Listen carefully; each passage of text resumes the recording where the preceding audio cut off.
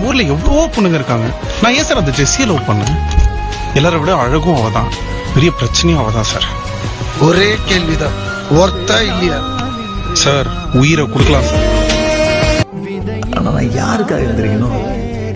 யார் மறுபடியும் கஷ்டப்பட்டு பொறுமையா காதலிச்சு மனசு உடைச்சுக்கிட்டு பேசாம கண்ணை மூடி தூங்குறது தான் இன்னும் நிறைய அர்த்தம் இருக்குன்னு தோணுது.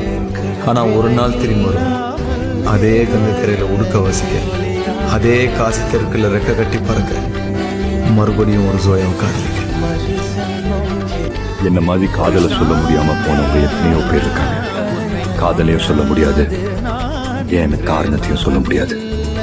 அதுக்கப்புறம் கல்யாணத்துல உன்னை நான் புடவையில பார்த்தேன்.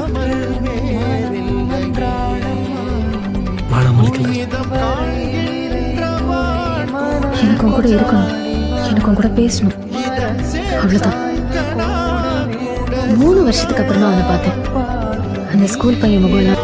அன்புள்ள சீதாமகாலட்சுமி அவர்கள், உங்களோடு பேச வந்த மழையை என்னை உங்கள் குடையை விருத்து நீங்கள் நிராகரித்து விட்டதால் நானும் கீழே விழுந்து உடைகிறேன்.